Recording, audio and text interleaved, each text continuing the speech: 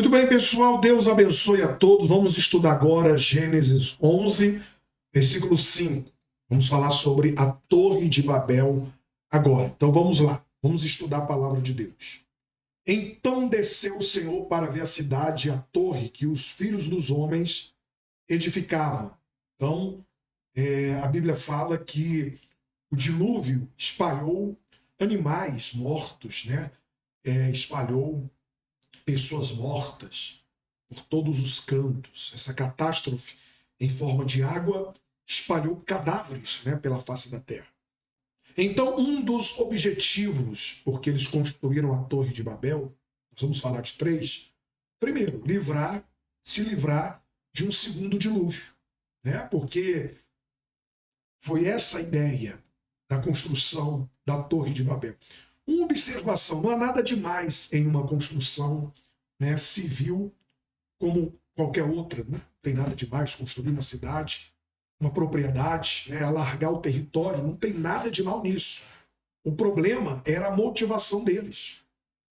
O segundo passo, porque eles queriam construir essa torre, o que motivaram eles a fazer tijolos, construir cidade, né, e no meio da cidade essa torre, uma torre que chegasse nos céus.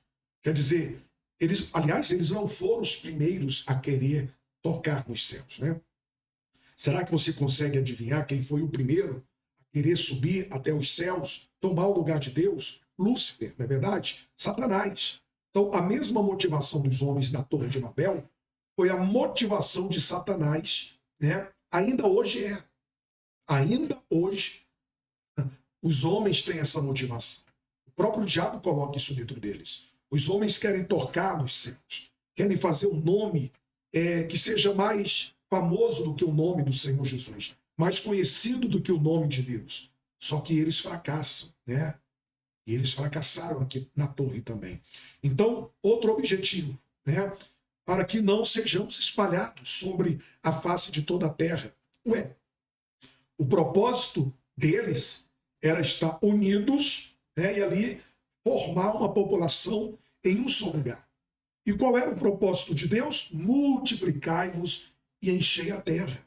Então, além da motivação orgulhosa de ter um nome famoso e de tocar nos céus, eles ainda queriam frustrar o plano de Deus, que era que enchesse a terra.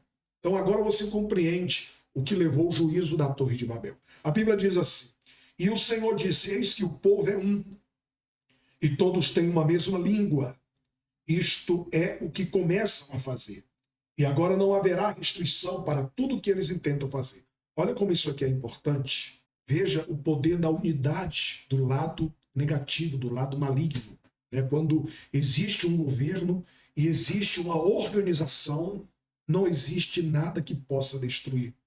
Tudo o que eles intentarem no coração, não haverá restrição. Não haverá restrição para tudo o que eles tentarem fazer. Imagina, todos eles falavam a mesma língua, o mesmo idioma, e o que Deus fez? A confusão de línguas.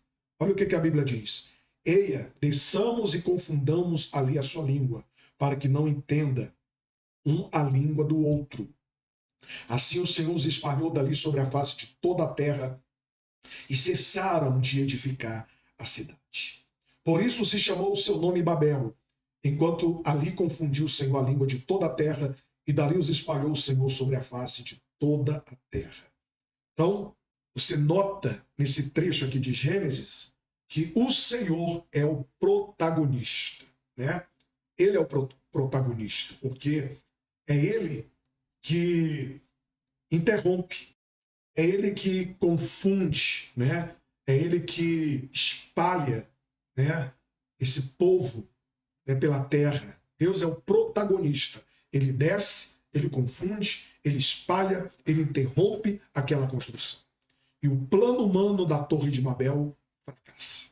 Fracassou esse plano humano, né? Imagine todo o povo falando a mesma língua, e aí, de repente, cada um começa a falar um outro idioma, uma outra língua, e eles ficam confusos, e eles têm que ir embora e se espalhar pela terra. E a Torre de Babel fracassou. Esse sistema humano fracassou. Então, encerramos aqui Gênesis capítulo 11.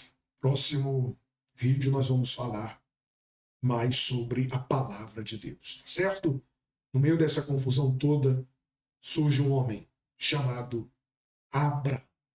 Vamos entrar na história de Abraão. Deus abençoe a todos.